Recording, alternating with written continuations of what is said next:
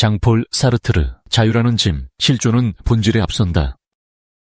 사르트르에게 자유는 단순히 권리가 아니라 미리 정해진 본질 없이 스스로를 창조해야 하는 인간의 피할 수 없는 조건이자 중대한 임무입니다. 이 절대적인 자유는 모든 행위에 대한 개인적, 보편적 책임을 동반하며 이로 인해 인간은 불안을 느낍니다. 또한 타인의 시선 속에서 자신의 자유가 객체화되는 고통을 겪습니다. 이처럼 사르트르의 자유는 안락한 선물이 아닌 매 순간 선택과 책임을 요구하는 무거운 짐인 것입니다.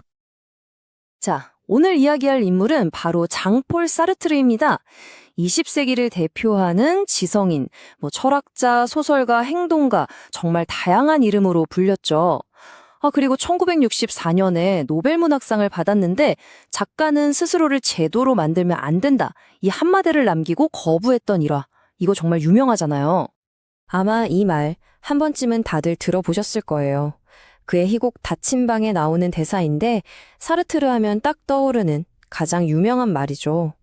근데 동시에 가장 많이 오해받는 말이기도 해요. 그냥 주변 사람들이 날 짜증나게 한다는 뜻으로 생각하기 쉽잖아요. 과연 그런 단순한 뜻이었을까요? 자, 오늘 한번 제대로 파고들어보죠. 이 한 문장을 제대로 이해하려면요, 그의 철학 전체를 꿰뚫는 아주 중요한 핵심 아이디어 하나에서부터 시작해야 합니다. 사르트르 이전까지의 철학은 대부분 이렇게 생각했어요. 우리의 목적, 그러니까 본질이라는 게 우리의 존재, 즉 실존보다 먼저 정해져 있다고요. 마치 어떤 장인이 물건을 만들기 전에 이걸로는 뭘 해야겠다 하고 그 용도나 개념을 먼저 생각하는 것처럼 말이죠. 사르트르가 이걸 설명하려고 아주 기가 막힌 비유를 하나 드는데요. 바로 종이칼입니다. 보세요. 종이칼은 종이를 자른다는 목적, 즉 본질이 먼저 정해진 다음에야 만들어지잖아요. 그쵸? 근데 인간은 완전히 그 반대라는 거예요. 우리는 어떤 목적도 없이 일단 이 세상에 그냥 던져진 존재고 그 다음에야 스스로가 누구인지를 만들어 나간다는 거죠. 그러니까 핵심은 바로 이거예요. 우리에겐 정해진 운명이나 타고난 본성 같은 게 없다는 겁니다. 우리는 그냥 백지 상태로 태어나서 매 순간의 선택과 행동으로 자기 자신을 그려나가는 그런 존재라는 거죠. 이게 바로 실존은 본질에 앞선다는 말의 진짜 의미입니다. 정해진 설계도도 없고 정해진 길도 없다. 와, 처음 들으면 뭔가 엄청난 해방감 같은 게 느껴지지 않나요? 하지만 사르트르는 바로 이 사실이 우리에게 어마어마한 무게를 지운다고 이야기합니다. 와, 정말 강렬한 표현이죠? 아니, 자유가 축복도 아니고 저주라니요? 사르트르가 왜 이렇게까지 말했냐면요.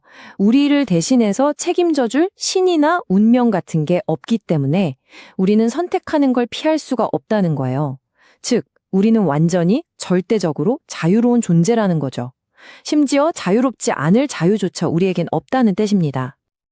이 무시무시한 자유에는 아주 무서운 결과가 따라옵니다. 바로 모든 선택의 책임이 온전히 나에게 있다는 것. 그 누구의 탓, 그 무엇의 탓도 할 수 없다는 사실이죠. 이 엄청난 책임감은 우리에게 아주 깊은 불안을 느끼게 만들어요. 그래서 우리는 종종 어쩔 수 없었어 라거나 이건 다 사회 때문이야 라고 말하면서 이 불안에서 도망치려고 하죠. 사르트르는 바로 이런 태도를 자기 기만이라고 물으면서 아주 날카롭게 비판했습니다. 좋습니다. 자, 그럼 다시 맨 처음의 질문으로 돌아와 볼까요? 이렇게 완전하게 자유로운 존재라는 개념이 도대체 어떻게 타인은 지옥이다 라는 말과 연결되는 걸까요? 그 연결고리가 바로 사르트르 철학의 또 다른 아주 중요한 개념, 바로 타인의 시선에 있습니다. 자, 혼자 있을 때를 한번 상상해 보세요. 나는 내 세상의 중심이고 모든 걸 바라보는 기준점이죠. 세상 모든 건 나라는 의식을 통해서만 의미를 갖습니다. 한마디로 나는 내 세상의 유일한 주체인 거예요. 그런데 바로 그 순간, 누군가 나를 바라보고 있다는 걸 딱 알아차리는 순간 모든 게 완전히 바뀌어버립니다. 나는 더 이상 세상을 바라보는 유일한 주체가 아니게 돼요. 나는 이제 타인의 세상 속에서 관찰되고 판단되고 정의되는 하나의 객체로 떨어져 버리는 겁니다. 바로 이 순간의 무력함, 이걸 말하는 겁니다. 타인의 시선 아래에서 나의 무한했던 자유는 순식간에 쪼그라들고 제한돼요.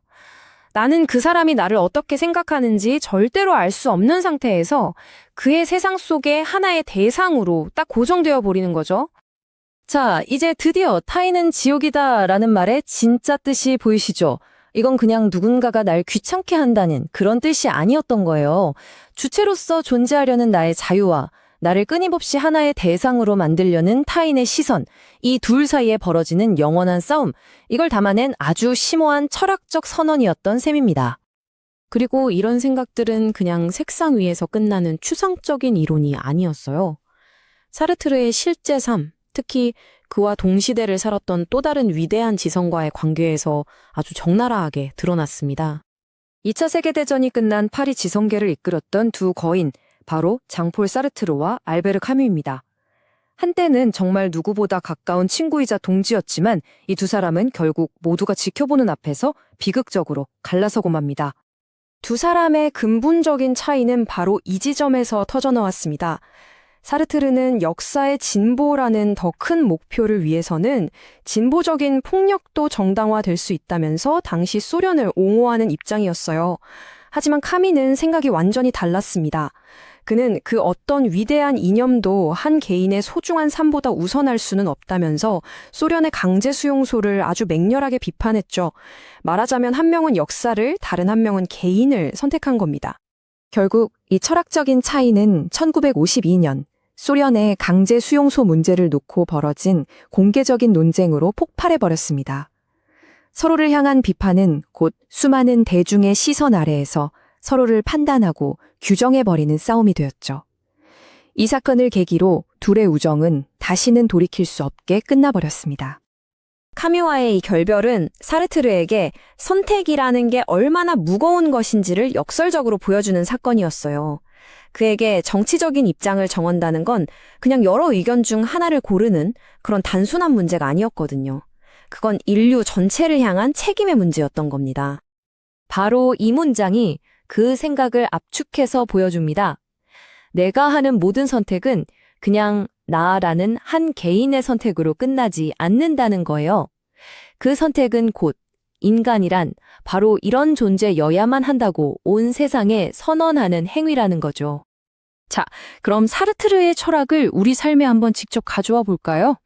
인생은 B, 즉 탄생과 D, 즉 죽음 사이의 C, 선택이라는 아주 유명한 말이 있죠. 결국 우리의 삶은 우리가 내린 선택들의 총합으로 만들어진다는 겁니다.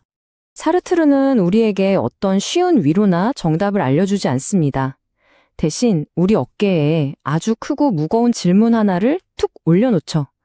정해진 답이 없는 이 세상에서 당신은 당신의 그 자유를 사용해서 어떤 의미를 만들어가고 있나요? 그 선택의 책임은 온전히 바로 당신에게 있습니다. 자, 오늘